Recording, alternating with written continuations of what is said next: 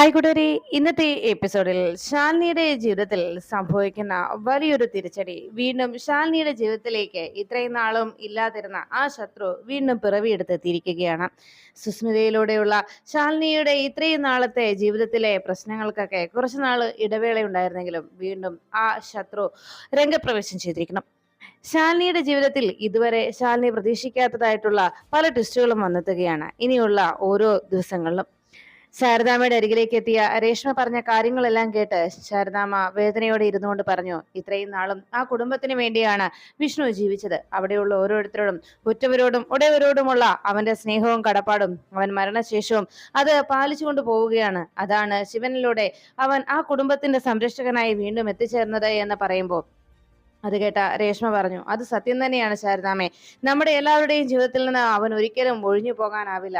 അവൻ എന്നും അവന്റെ ജീവിതത്തോട് ചേർത്ത് നിർത്തിയവരാണ് നമ്മൾ എല്ലാവരും. അതുകൊണ്ട് തന്നെ നമ്മുടെ കുടുംബത്തിനോ നമുക്കോ എന്തെങ്കിലും ഒരു ആപത്ത് വരുന്നുവെന്നറിഞ്ഞാൽ അവൻ അത് കണ്ടു നിൽക്കാനോ സഹിക്കാനോ കഴിയുന്ന ഒന്നല്ല എന്ന് ശാരദാമ്മയുടെ സങ്കടത്തോടെ രേഷ്മ ഓർമ്മപ്പെടുത്തുന്നു.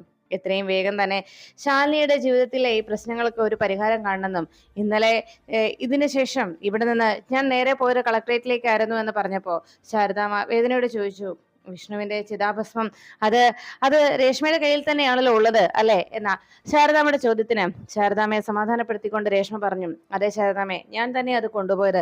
ശാലിനി അത് അവിടെ ഓഫീസിൽ വയ്ക്കാമെന്നാണ് പറഞ്ഞത്. എന്നാൽ എല്ലാ ദിവസവും നിത്യവും അതിനു മുന്നിൽ ഒരു തിരി തെളിയിക്കണം എന്നതുകൊണ്ടും പിന്നെ തന്നെ അവസാന നിമിഷത്തിൽ അവന്റെ സഹോദരിയുടെ സ്ഥാനത്ത് തന്നെയാണ് അവൻ പ്രതിഷ്ഠിച്ചിരുന്നത്. അതുകൊണ്ട് തന്നെ ആ സ്ഥാനം ഉൾക്കൊണ്ടുകൊണ്ട് അവന് വേണ്ട ഈ ഒരു കർമ്മമെങ്കിലും തനിക്ക് ചെയ്യണമെന്ന് താൻ ആവശ്യപ്പെട്ടപ്പോ ശാലിനി അതിന് സമ്മതിച്ചു എന്നതായിരുന്നു രേഷ്മയുടെ മറുപടി. എല്ലാം കേട്ട് വേദനയോടെ ശാരദാമ്മ പറഞ്ഞു, എല്ലാ പ്രശ്നങ്ങൾക്കും ഒരു പരിഹാരം ഉടനെ ഉണ്ടായാൽ മതിയായിരുന്നു. എന്റെ മോളുടെ ജീവിതത്തിൽ ഇനി എന്തൊക്കെയാണോ സംഭവിക്കാൻ പോകുന്നത് എന്ന് വേദനയോടെ ആലോചിച്ചുകൊണ്ട് നിൽക്കുമ്പോഴാണ് ശാലിനിയെ കൊണ്ടുപോകാനായിട്ട് അവിടേക്ക് രാമേട്ടൻ കാറുമായി രാവിലെ എത്തിയത്. വീട്ടുമുറ്റത്തേക്ക് കാർ കൊണ്ടുവന്ന് നിർത്തിയതും തൊട്ടു പിന്നാലെ അവിടേക്ക് ശിവൻ ആ ബുള്ളറ്റിൽ വന്നിറങ്ങി. രാമേട്ടൻ വളരെ രൂക്ഷമായി ശാലിനിക്കുള്ള അതേ ദേഷ്യം ശാലിനിയുടെ ഒപ്പമുള്ള ആളുകൾക്കും ശിവനോട് തോന്നിയിരുന്നു. അതുകൊണ്ട് തന്നെ വളരെ ദേഷ്യത്തോടെ രാമേട്ടൻ ശിവനെ നോക്കുമ്പോഴാണ് ശാലിനിയെ പുറത്തേക്ക് ഇറങ്ങി വരുന്നത്. ഓഫീസിലേക്ക് പോകാനായി കാറിൽ കയറാൻ ശാലിനി അവിടേക്ക് നടന്നെടുക്കുമ്പോൾ ശിവൻ അവിടെ നിന്ന് ശാലിനിയെ വിളിച്ചു. ശാലിനി ആ വിളി കേട്ടതും പെട്ടെന്ന് ശാലിനി ഒന്ന് നിന്നു. ആ സമയം ശാലിനിക്ക് അരികിലേക്ക് ചെന്നിട്ട് ശിവൻ പറഞ്ഞു, സോറി. ഇത് കേട്ടതും ശാലിനി ചോദിച്ചു, എന്തിനാണ് ഇന്നലെ അരികിലിരുന്ന് ഭക്ഷണം കഴിച്ചേന് എന്ന് പറഞ്ഞപ്പോ അങ്ങനെ ഒരു സാഹചര്യം ഉണ്ടാക്കിയതിനു ശേഷം പിന്നെ സോറി പറഞ്ഞിട്ട് എന്താ കാര്യം? ആ ഒരു സാഹചര്യം ഒഴിവാക്കാമായിരുന്നല്ലോ. എന്നിട്ട് അതിന് തയ്യാറാകാഞ്ഞത് കൊണ്ടല്ലേ എന്ന് ചോദിച്ചപ്പോഴേക്കും അച്ഛൻ അങ്ങനെ നിർബന്ധിച്ചത് കൊണ്ട് മാത്രമാണ് തനിക്ക് അങ്ങനെ സംഭവിച്ചതെന്ന് പറഞ്ഞപ്പോഴേക്കും അപ്പോ ആ വിളിയും അങ്ങ് ഉറപ്പിച്ചു അച്ഛൻ എന്നുള്ളത് അല്ലെ എന്ന് ശാലിനി ഗൗരവത്തോടെ ശിവനോട് ചോദിച്ചു. അപ്പോഴേക്കും ശാലിനി കരുന്ന പോലെ ഒന്നും അല്ല എന്ന് പറയുമ്പോഴേക്കും ഉടനെ മേഡം എന്നുള്ള വിളിയും മാറ്റി, വെറുതെ എന്നെ പരിഹസിക്കാനായിരുന്നുവെങ്കിലും മേഡം എന്നായിരുന്നു ഇത്രയും ദിവസം വിളിച്ചിരുന്നത്, ഇപ്പോ പേര് വിളിച്ചു, സാരയില്ല, ഇപ്പൊ എങ്ങനെയാണോ അങ്ങനെ തന്നെ പോയിക്കോട്ടെ എന്ന് പറഞ്ഞപ്പോ ശാലിനിയോട് ശിവൻ പറഞ്ഞു, ശാലിനി എന്നെ തെറ്റിദ്ധരിച്ചിരിക്കുകയാണ്. സത്യത്തിൽ ഞാൻ മനഃപൂർവ്വം ഇവിടെ ആരെയും പിടിച്ചെടുക്കാനോ ആരുടെയും മനസ്സിൽ കടന്നുകൂടാനോ ശ്രമിക്കുന്നില്ല. എന്തെങ്കിലും ഒരു സാഹചര്യം ഉണ്ടായാൽ ഞാൻ എങ്ങനെ ഇവിടെ നിന്ന് പൊയ്ക്കോളാം, ആർക്കും ഒരു ബുദ്ധിമുട്ടുണ്ടാക്കാതെ ഞാൻ പൊയ്ക്കോളാം എന്ന് പറയുമ്പോ ഇത് കേട്ടു നിൽക്കുന്ന ശിവന്റെ ആ വാക്കുകൾ കേൾക്കുമ്പോൾ ശാലിനി ഒന്നും മിണ്ടാതെ നോക്കുമ്പോഴേക്കും ശിവൻ പറഞ്ഞു, എന്റെ മാനസികാവസ്ഥയും എന്റെ ബുദ്ധിമുട്ടും ആരും മനസ്സിലാക്കുന്നില്ല, എന്റെ മനസ്സാരും തിരിച്ചറിയുന്നില്ല, അതാണ് എന്റെ വിഷമം എന്ന് ശാലിനിയോട് ശിവൻ പറഞ്ഞുകൊണ്ട് നിൽക്കുമ്പോഴാണ് കുട്ടികൾ രണ്ടുപേരും സ്കൂളിൽ പോകാനായി റെഡിയായി വാതുക്കലേക്ക് എത്തിയത്. അവിടെ നിന്ന് ശിവനങ്കിൾ എന്ന് ഉറക്കം വിളിച്ചതും വളരെ സന്തോഷത്തോടെ ശിവൻ കുട്ടികളെ നോക്കി. കുട്ടികൾ ശിവന്റെ അരികിലേക്ക് ഓടിയെത്തി ശിവനെ കെട്ടിപ്പിടിച്ച് രണ്ട് കുട്ടികളും ശിവന്റെ ഇരു കവിളിലുമായി ഉമ്മ കൊടുക്കുകയും ശിവൻ മക്കൾക്ക് രണ്ടുപേർക്കും മാറി മാറി ഉമ്മ കൊടുക്കുന്നതും ഒക്കെ കണ്ട് ഇഷ്ടപ്പെടാതെ ശാലിനി മുഖം തിരിച്ചു നിൽക്കുമ്പോഴേക്കും സത്യാമ്മ വാതിക്കലേക്ക് എത്തിയിട്ട് പറഞ്ഞു, അതെ മക്കളെ, വൈകുന്നേരം ശിവനങ്കിൾ വന്നതിന് ശേഷം മാത്രമേ നിങ്ങൾ സ്കൂൾ കോമ്പൗണ്ടിൽ നിന്ന് പോരാൻ പാടുള്ളൂ, അല്ലാതെ ഒരു രീതിയിലും സ്കൂളിൽ നിന്ന് പുറത്തൊക്കെ പോയേക്കരുത് കേട്ടോ. ഇന്നത്തെ ഓരോ വാർത്തകൾ കേൾക്കുമ്പോൾ എന്റെ മനസ്സ് തകരുകയാണെന്ന് പറഞ്ഞപ്പോ ഉടനെ ശിവൻ പറഞ്ഞു, അക്കാര്യത്തിൽ സത്യാമ്മ പേടിക്കേണ്ട സത്യാമ്മേ, അങ്ങനെ എന്തെങ്കിലും സംഭവിച്ചാൽ തന്നെ അടുത്ത ദിവസം രാവിലെ സർവ്വ അപരാധങ്ങളും ഏറ്റു പറഞ്ഞ് സാഷ്ടാംഗം വീണ് മാപ്പ് ചോദിച്ചുകൊണ്ട് ഈ രണ്ടെണ്ണത്തിനെ ഇവിടെ കൊണ്ടുവന്ന് ഏൽപ്പിക്കും അവർ. കാരണം അത്രയ്ക്ക് കുരുപ്പുകളല്ലേ രണ്ട് എന്ന് പറഞ്ഞതും ആഹാ അത് ശരി എന്ന് പറഞ്ഞ് കുട്ടികൾ രണ്ടുപേരും ശിവനെ കോക്രി കാണിക്കുമ്പോഴേക്കും ശിവൻ കുട്ടികളുടെ പിന്നാലെ ഓടിച്ചെല്ലുമ്പോ കുട്ടികൾ രണ്ടുപേരും ശിവന്റെ അടുത്ത് നിന്ന് കുതിരി മാറി വേഗം ജീപ്പിന് പിന്നിലായി പോയി ഒളിച്ചിരുന്നു. ഉടനെ ശിവൻ കുട്ടികളെ വിളിച്ചുകൊണ്ട് പോകാൻ തുടങ്ങുമ്പോഴേക്കും സത്യാമ്മ പറഞ്ഞു, ശിവ തിരിച്ചു വരുമ്പോ മാർക്കറ്റിൽ ഒന്ന് കയറണം കേട്ടോ. ഇന്ന് തരാന്ന് പറഞ്ഞതല്ലേ, അത് ഞാൻ മേടിച്ചോണ്ട് പോരാം സത്യാമ്മ എന്ന് പറഞ്ഞ്, എന്നാ ശരി ഞാൻ കുട്ടികളെ കൊണ്ട് ആക്കിയിട്ട് വരാമെന്ന് പറഞ്ഞ് ശിവൻ വേഗം ജീപ്പിലേക്ക് കയറി. ജീപ്പിൽ കയറി നോക്കുമ്പോ കുട്ടികളെ രണ്ടുപേരെയും സീറ്റിൽ കാണുന്നില്ല. ഇത് കണ്ടതും ശിവനാകെ ഞെട്ടലായി. അല്ല, ഇതെവിടെ പോയി ഇത്ര പെട്ടെന്ന്? ഇവർ രണ്ടുപേരും കൂടി ജീപ്പിൽ കയറിയതാണല്ലോ, എന്നിട്ട് എങ്ങോട്ട് പോയി? സത്യ, പപ്പിമോളെ, സത്യമോളെ എന്ന് ഉറക്കെ വിളിക്കുമ്പോഴേക്കും കുട്ടികളെ കാണാനില്ലെന്ന് അറിഞ്ഞപ്പോ ശാലിനിക്ക് ആകെ ടെൻഷനായി. കുട്ടികൾ എവിടെ പോയെന്ന് ഓർത്ത് ശാലിനി ആ ജീവനടുത്തേക്ക് എത്തിയപ്പോഴേക്കും കുട്ടികൾ രണ്ടുപേരും ശിവനെ കളിപ്പിച്ചുകൊണ്ട് വേഗം ശാലിനിക്ക് അടുത്തേക്ക് ഓടിയെത്തി. ശാലിനിയെ കെട്ടിപ്പിടിച്ചുകൊണ്ട് നിൽക്കുമ്പോഴേക്കും ശിവൻ പറഞ്ഞു, മതി മതി, കളിയൊക്കെ മതിയാക്കാം, ഇനി വന്നിട്ടാട്ടെ, ഇല്ലെങ്കിലേ സ്കൂളിൽ ചെല്ലുമ്പോഴേ ടീച്ചറിന്റെ വായിലിരിക്കുന്ന വഴക്ക് ഞാൻ കേൾക്കേണ്ടി വരും നിങ്ങളെ ലേറ്റാക്കി കൊണ്ടുചെന്നതിന്. അതുകൊണ്ട് മതി, കയറിക്കേ എന്ന് പറഞ്ഞ് കുട്ടികളോട് രണ്ടുപേരും വേഗം ജീപ്പിൽ വന്ന് കയറാൻ പറഞ്ഞു. ശാലിനിയുടെ അടുത്ത് നിന്ന് കുട്ടികൾ വളരെ അനുസരണയോടെ നേരെ ജീപ്പിൽ ചെന്ന് കയറിയതും എന്നാൽ നമുക്ക് പോകാമെന്ന് പറഞ്ഞ് സന്തോഷത്തോടെ ശിവൻ ജീപ്പിലേക്ക് കയറുമ്പോ ശാലിനിയെ ഒന്ന് നോക്കി. ശാലിനിയുടെ ഭാവത്തിൽ മാറ്റമൊന്നും ഇല്ലാത്തത് കൊണ്ട് തന്നെ ശിവൻ വേഗം ജീപ്പും എടുത്ത് അവിടെ നിന്ന് പോകുമ്പോ മക്കൾക്ക് ബൈ പറഞ്ഞ് ശാലിനി നോക്കി നിൽക്കുമ്പോൾ കുട്ടികൾ വളരെ സന്തോഷത്തോടെ ശിവനോടൊപ്പം ആ ജീപ്പിൽ പാട്ടൊക്കെ പാടി വളരെ എൻജോയ് ചെയ്ത് പോകുന്ന കാഴ്ച ശാലിനിയുടെ മനസ്സിനെ വല്ലാതെ വേദനിപ്പിച്ചു. തന്റെ വിഷ്ണുവേട്ടന്റെ സ്ഥാനത്തേക്ക് അങ്ങനെ ഒരു സ്ഥാനം മനഃപൂർവ്വം ശിവൻ കൈക്കലാക്കുന്നു എന്നതായിരുന്നു ആ നിമിഷമുള്ള ശാലിനിയുടെ സങ്കടം. അപ്പോഴേക്കും സത്യാമ്മ ചോദിച്ചു, അല്ല മോള് പോകുന്നില്ലേ എന്ന് ചോദിച്ചപ്പോഴേക്കും ഇറങ്ങോ സത്യാമ്മ എന്ന് പറഞ്ഞ് ശാലിനി വേഗം കാറിൽ കയറി അവിടെ നിന്ന് പോകുന്നു. അപ്പോഴാണ് സുസ്മിതയെ കാണുവാനായി ADM ജോൺ അബ്രഹാമും ആന്റണിയും ഡേവിസും കൂടി എത്തിയത്. അവർ 4 പേരും ചേർന്ന് നടത്തിയ ആ നീക്കത്തിൽ കൃത്യമായി ഫലം കണ്ടു എന്ന സന്തോഷം പങ്കുവയ്ക്കുകയായിരുന്നു അവർ 4 പേരും ചേർന്ന്. ആശ്രമത്തിലെത്തി സുസ്മിതയോട് ഈ കാര്യങ്ങൾ പറയുന്ന ADM ജോൺ അബ്രഹാം പറഞ്ഞു, എന്തായാലും വലിയൊരു കടമ്പയാണ് മേഡം നമ്മൾ കടന്നത്. എനിക്ക് വലിയ സന്തോഷമായി. അല്ലെങ്കിലും കളക്ടർ എന്ന ആ കുതിരയ്ക്ക് ഒരു കടിഞ്ഞാൻ വേണമായിരുന്നു. ഇത്രയും ദിവസം അവര് ഈ ജില്ലയല്ല ഭരിച്ചത്, സത്യത്തിൽ ഈ രാജ്യം ഭരിക്കുന്നത് പോലെയായിരുന്നു അവളുടെ പ്രവർത്തികൾ. അതുകൊണ്ട് തന്നെ അവൾക്കൊരു കൂച്ചുവിലങ്ങ് അത്യാവശ്യമായിരുന്നു. ഇങ്ങനെ മതിച്ചു നടന്ന അവൾക്ക് ഒരു കൂച്ചുവിലങ്ങിടാൻ കൃത്യമായിട്ട് മേഡം തന്നെ എത്തിയല്ലോ. അപ്പോഴാണ് സുസ്മിത പറഞ്ഞത്, എന്തായാലും ജോൺ അബ്രഹാമിന്റെ ഈ ഒരു സഹായത്തിന് അതിന് കൃത്യമായിട്ടുള്ള പാരിതോഷികം നിങ്ങൾക്ക് നൽകിയിരിക്കും. ഈ ഒരു സഹായം നിങ്ങൾ ചെയ്തുകൊണ്ടാണ് നമ്മൾ ആഗ്രഹിച്ച കാര്യങ്ങൾ നേടിയെടുക്കാൻ കഴിഞ്ഞത്. ഇനി എന്തായാലും ഈ സത്യം അവൾ തിരിച്ചറിഞ്ഞ് അവൾ ഇതിനെതിരെ പ്രതികരിക്കുന്നതിന് മുൻപ് തന്നെ, ഇതിനെതിരെയുള്ള അടുത്ത നീക്കം നടത്തുന്നതിന് മുൻപ് തന്നെ അവളെ നമ്മൾ പൂർണ്ണമായും അവളെ തകർത്തിരിക്കണം. അതിനു വേണ്ട കാര്യങ്ങളാണ് ഇനി നമ്മൾ ചെയ്യേണ്ടതെന്ന് പറഞ്ഞപ്പോ ആനിന് പറഞ്ഞു, അതേ മാഡം, ഇനി എത്രയും പെട്ടെന്ന് നമുക്ക് ആ സ്ഥലത്ത് വയൽ നികത്തി എത്രയും വേഗം തന്നെ നമുക്ക് വേണ്ടി പണം മുടക്കുന്ന ആളുകൾ ആഗ്രഹിക്കുന്ന പോലെയുള്ള ഒരു ബിസിനസ് ടൗൺ അവിടെ നിർമ്മിക്കണം. അതാണ് വേണ്ടത്. ഇപ്പോ നമ്മൾ പറഞ്ഞതുപോലെ ക്യാൻസർ രോഗികൾക്ക് ആതുര സേവനം എന്നൊക്കെ പറയുന്ന മണ്ണാങ്കട്ടിയൊന്നും നമ്മൾക്ക് മുഖവിലയ്ക്ക് എടുക്കുന്നില്ല. നമ്മൾ അവിടെ പണം ഉയർത്താൻ പോകുന്നത് മൾട്ടി സ്പെഷ്യാലിറ്റി ഹോസ്പിറ്റലാണ്. അതും വളരെ ആധുനികമായിട്ടുള്ള എല്ലാ ചികിത്സാ സൗകര്യങ്ങളും നൽകിക്കൊണ്ടുള്ളത്. അതാണ് നമ്മുടെ പ്രോജക്റ്റ് എന്ന് സന്തോഷത്തോടെ അറിയിച്ചു. ഇത് നമ്മൾ 4 പേർക്കും അതിൽ ഷെയർ ഉണ്ട് താനും. നമ്മൾ 4 പേരുമാണ് അതിന്റെ തലപ്പത്തിരിക്കുന്നത്. പണം മുടക്കുന്നവർക്ക് പിന്നിൽ നിന്ന് അവർക്ക് ഇതിന്റെ പ്രോഫിറ്റ് മാത്രം നേടിയാൽ മതി. നമുക്ക് അതിൽ നിന്ന് കിട്ടുന്ന ലാഭവിഹിതവും കിട്ടും. എന്താ ഇതിൽ പര സന്തോഷം വേറെയുണ്ടോ എന്ന് ചോദിച്ചതും അവരെല്ലാവരും സന്തോഷത്തോടെ ശാലിനിയെ പൂട്ടുന്നതിന് വേണ്ട നീക്കങ്ങൾ നടത്തിയ സന്തോഷത്തിൽ അങ്ങനെ ആഘോഷിച്ച് നിൽക്കുമ്പോഴാണ് ആന്റണിയുടെ ഫോണിലേക്ക് ഒരു കോള് വരുന്നത്. ആന്റണിയെ ഫോൺ എടുത്ത് നോക്കിയിട്ട് പറഞ്ഞു, ഇത് അമ്മച്ചിയെ വിളിക്കുന്നത്, ഒന്ന് അറ്റൻഡ് ചെയ്യട്ടെ എന്ന് പറഞ്ഞ് കോൾ അറ്റൻഡ് ചെയ്ത് അപ്പുറത്തേക്ക് മാറി നിന്ന് സംസാരിക്കുന്നതിനിടയിൽ ഡേവിസ് ആന്റണിയോട് വിളിച്ച് എൽസമ്മ പറയുന്നത്, ഇത്രയും നേരമായിട്ടും ഡേസി വാതിൽ തുറക്കുന്നില്ല എന്നതായിരുന്നു. കുറെ തവണ ഡേസിയുടെ വാതിൽ മുട്ടിയിട്ടും അവള് വാതിൽ തുറക്കുന്നില്ലെന്നും എന്തെങ്കിലും പ്രശ്നമുണ്ടോന്ന് എനിക്ക് വല്ലാത്ത ടെൻഷനാണെന്ന് പറഞ്ഞപ്പോ അമ്മച്ചി പേടിക്കണ്ട, കുറച്ചുകൂടി ഒന്ന് വിളിക്കേ, അവള് ചിലപ്പോ ഉറങ്ങിക്കാണും എന്ന് പറഞ്ഞ് ഡേവിസ് ആന്റണി വേഗം ഫോൺ വെച്ചു. അപ്പോഴേക്കും ആരെ കാണാനില്ല എന്ന് പറയുന്ന കേട്ടല്ലോ, ആരാണ് എന്ന് സുസ്മിത അന്വേഷിച്ചപ്പോഴേക്കും ആന്റണി പറഞ്ഞു, അത് എന്റെ സഹോദരിയാണ്. ഞാൻ പറഞ്ഞില്ലേ, അവളുടെ പേരിലാണ് നമ്മൾ ഈ പ്രോജക്റ്റ് ആരംഭിക്കുന്നത്. ഡെയ്സി, അവൾക്ക് ഒരു ചെറിയ പ്രശ്നമുണ്ട്. അതിനും കാരണക്കാരി, അവളുടെ ഇപ്പോഴത്തെ ഡിപ്രഷന് കാരണക്കാരി ഈ ശാലിനിയാണ് എന്നറിയിച്ചു. അതെന്താന്നുള്ള രീതിയിൽ സുസ്മിത നോക്കിയപ്പോഴേക്കും കാര്യം ആന്റണി വിശദീകരിച്ചു.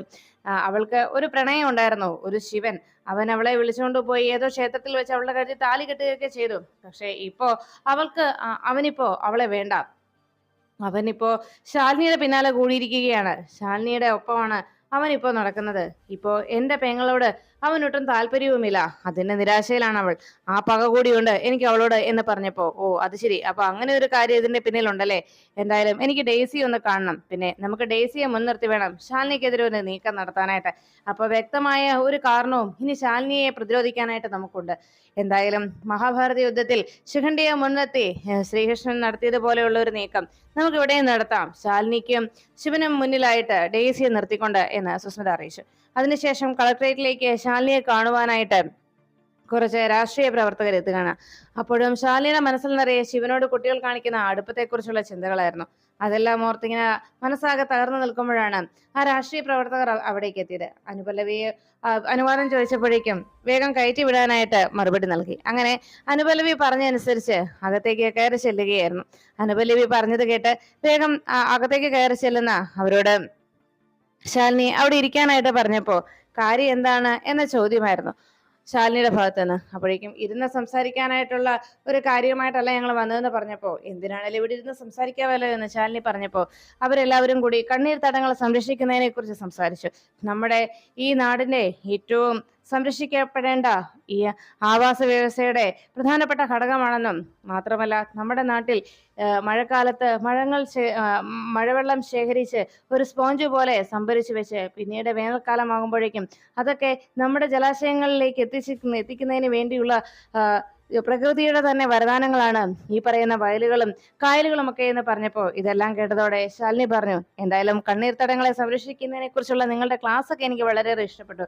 ഇതിപ്പോ ഇവിടെ പറയുന്നതിന്റെ ആവശ്യകത എന്താണെന്നും അതിനെതിരായിട്ട് ഞാൻ എന്താ ചെയ്തതെന്നും പറഞ്ഞാൽ കൊള്ളാമെന്ന് ശാലിനി അറിയിച്ചപ്പോ ഉടനെ അത് കേട്ടു നിന്ന മറ്റൊരു ആള് പറഞ്ഞു, മേഡം ഞങ്ങളുടെ മുത്തശ്ശിമാരും അവരുടെ അച്ഛനമ്മമാരും ഒക്കെ ചേർന്ന് വളരെയേറെ കഷ്ടപ്പെട്ടുണ്ടാക്കിയെടുത്ത വളരെയേറെ ഈ നാടിന് തന്നെ വിഭവസമൃദ്ധമായിട്ട് ഭക്ഷണമുണ്ടുന്നതിന് വേണ്ടി നെൽകൃഷി നടത്തിയിരുന്ന പാടശേഖരമാണ് ചെറുവള്ളി പാടശേഖരം.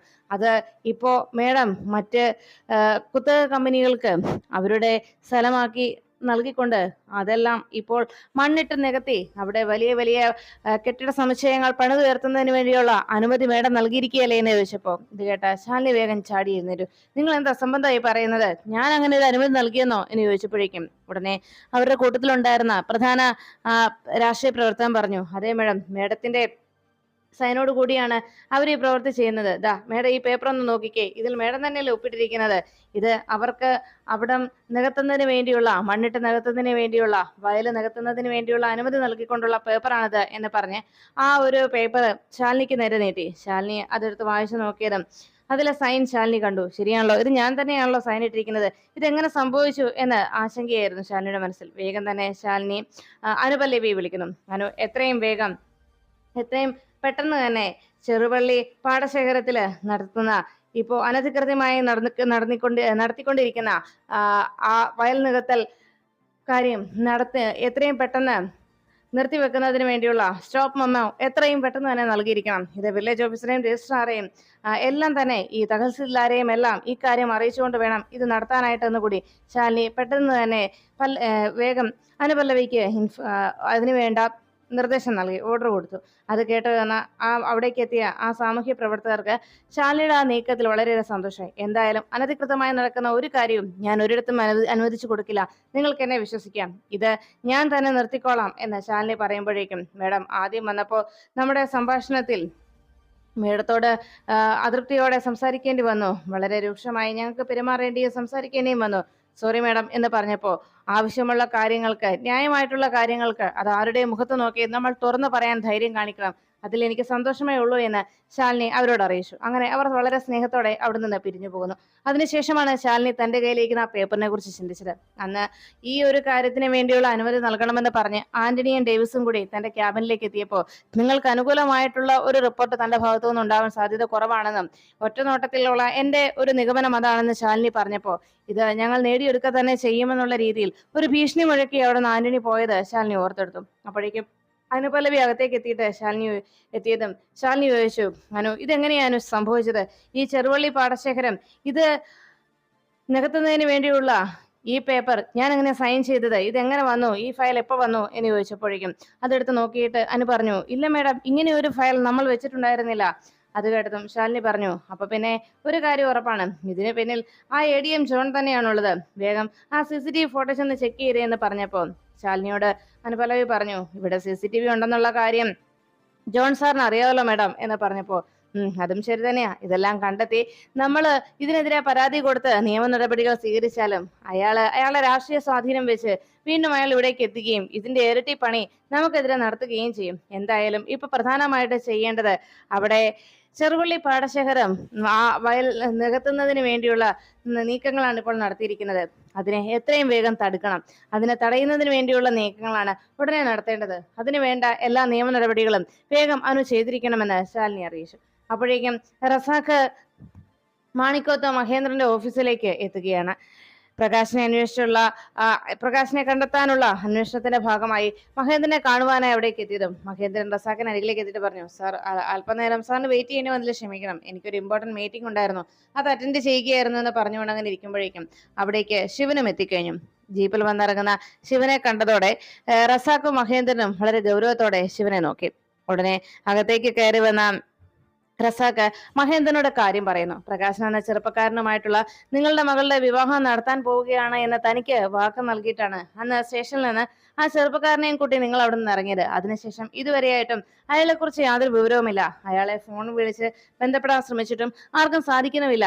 അതുകൊണ്ട് തന്നെ പ്രകാശിനെ കണ്ടെത്തുന്നതിന്റെ ഭാഗമായിട്ടാണ് ഞങ്ങൾ ഇവിടെ വന്ന് അന്വേഷണം നടത്തുന്നത്.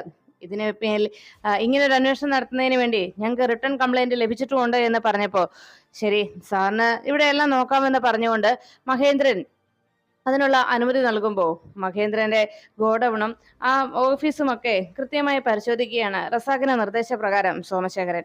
അങ്ങനെ അവിടെയെല്ലാം പരിശോധന നടത്തി കഴിയുമ്പോഴേക്കും സോമശേഖരൻ വന്ന് പറഞ്ഞു, ഇല്ല സാർ ഇവിടെയെങ്ങും ആരുമില്ല എന്ന് പറഞ്ഞപ്പോ എല്ലായിടത്തും നിങ്ങൾ പരിശോധിച്ചല്ലോ അല്ലേ എന്ന് റസാഖ് അന്വേഷിച്ചു. പരിശോധിച്ചു സാർ എന്ന് പറഞ്ഞപ്പോ ഇത് കേട്ട് നിൽക്കുന്ന മഹേന്ദ്രൻ പറഞ്ഞു, ഇത് തന്നെയാ സാറേ ഞാൻ പറഞ്ഞത്, ആ ചെറുക്കൻ മറ്റെവിടെയെങ്കിലും പോയിട്ടുണ്ടാവും. എന്തായാലും ഒരു കാര്യം തീർച്ചയാ, അവന്റെ കയ്യിലിരിപ്പ് ശരിയല്ലാത്തത് കൊണ്ട് ചിലപ്പോ ആരെങ്കിലും അവന്റെ കഥ കഴിച്ചിട്ടും ഉണ്ടായേക്കും എന്നൊക്കെ മഹേന്ദ്രൻ പറയുമ്പോ ഇതെല്ലാം കേട്ടു നിൽക്കുന്ന ശിവൻ അവിടേക്ക് എത്തിയിട്ട് മഹേന്ദ്രനോട് പ്രകാശിനെ കുറിച്ച് അന്വേഷിക്കുന്നു. ഇതേ ആവശ്യവുമായിട്ടാണ് ഇവിടേക്ക് പോലീസ് വന്നിരിക്കുന്നതെന്നും അവർക്ക് കണ്ടെത്താൻ കഴിയാത്ത എന്ത് കാര്യം നീ കണ്ടെത്താൻ പോകുന്നു എന്ന് ചോദിക്കുമ്പോൾ റസാഖ് വെല്ലുവിളിച്ചുകൊണ്ട് ശിവന് നേരെ തിരിഞ്ഞു. ഇതിന്റെ പിന്നിൽ നീ ഉണ്ടോ എന്ന് പോലെ എനിക്ക് സംശയമുണ്ട് എന്ന് പറയുമ്പോൾ ശിവൻ പറഞ്ഞു, അന്ന് പ്രകാശിനെയും എന്റെ പെങ്ങളെയും അവിടെ നിന്ന് സ്റ്റേഷനിലേക്ക് പിടിച്ചുകൊണ്ട് പോയത് അന്ന് റസാഖായിരുന്നു. അന്ന് ഞാൻ റസാഖിനോട് ആവുന്നത് പറഞ്ഞതായിരുന്നല്ലോ അങ്ങനെ ഒരു കാര്യം നിങ്ങൾ ചെയ്യരുത് എന്ന്. എന്നിട്ടും നിങ്ങൾ അതിനായിട്ട് മുൻകൈ എടുക്കുകയും അതിനുവേണ്ടി നിങ്ങൾ വേണ്ടത്ര പരിശ്രമിക്കുകയും ചെയ്തു. എന്നിട്ടിപ്പോ എന്തായി? ഇപ്പോ ആ ചെറുപ്പക്കാരനെ കാണാനുമില്ല. ഇതിന്റെ പേരിൽ എന്തെങ്കിലും പ്രശ്നങ്ങൾ ഉണ്ടായാൽ തീർച്ചയായിട്ടും റസാഖാണ് അതിന് ഉത്തരവാദിത്തം പറയേണ്ടി വരിക എന്ന് പറഞ്ഞ് റസാഖിനെ ഒന്ന് ഭീഷണി ഉയർത്തിയിട്ട് ശിവൻ അവിടെ നിന്ന് മടങ്ങി. അപ്പോഴേക്കും ശാലിനി ശാരദാമ്മയെ കാണുവാനായിട്ട് വീട്ടിലേക്ക് എത്തുന്നു. കുടുംബശ്രീയിലേക്ക് എത്തിയ ശാലിനിയോട് ശാരദാമ്മ പുറത്തേക്ക് പോയതിനാൽ ശാരിക ചില സങ്കടങ്ങളൊക്കെ അറിയിക്കുകയാണ്. കഴിഞ്ഞ ദിവസം ഇവിടെ രേഷ്മ വന്നിരുന്നതും രേഷ്മ എന്തോ സാധനം അവിടുന്ന് കൊണ്ടുപോകുന്നത് കണ്ടതുമൊക്കെ സംശയത്തോടെ അറിയിച്ചു. അതിനുശേഷം ശാരദാമ്മയുടെ മുറി പരിശോധിച്ചപ്പോ അതിൽ അലമാരിയിൽ നിന്ന് അവർക്കൊരു ഫയൽ കിട്ടിയതും അക്കാര്യത്തെക്കുറിച്ച് കേട്ടതും ശാലിനിക്ക് സംശയം തോന്നി. ഫയലോ? എന്തിന്റെ ഫയലായിരുന്നോ എന്ന് ചോദിച്ചപ്പോഴേക്കും എന്തോ മെഡിക്കൽ ഫയലാണെന്നാണ് അമ്മ പറഞ്ഞത്. എന്തായാലും അതൊന്ന് തനിക്ക് കാണണമെന്ന് ശാലിനി അറിയിക്കുമ്പോൾ എന്തായാലും അവിടെ തന്നെ അമ്മ വെച്ചിട്ടുണ്ടാവും എന്ന് പറഞ്ഞ് വേഗം ശാരദാമ്മയുടെ മുറിയിൽ കയറി പരിശോധിക്കുകയാണ് ശാരികയും ശാലിനിയും. ശാരദാമ്മയുടെ ആ അലമാരിയുടെ കീ അതിന് മുകളിലെല്ലാം പരിശോധിച്ചിട്ടും അവിടെ എങ്ങും കണ്ടെത്താത്തതിൽ ആകെ നിരാശയോടെ നിന്നും. എന്തോ ഒരു മെഡിക്കൽ റിപ്പോർട്ടാണെന്നാ അമ്മ പറഞ്ഞത്. അത് എന്താണെന്ന് അറിയില്ല. എങ്കിലും ഞങ്ങളത് എടുത്ത് നോക്കാൻ തുടങ്ങിയപ്പോഴേക്കും അമ്മ അത് ബലമായി പിടിച്ചു വാങ്ങിച്ചു വെച്ചുവെന്ന് ശാരിക ആശങ്കയോടെ പറയുമ്പോൾ ശാലിനിയുടെ മനസ്സിൽ അതിനെ ചൊല്ലി വലിയ വലിയ സംശയങ്ങൾ രൂപപ്പെടുന്നു.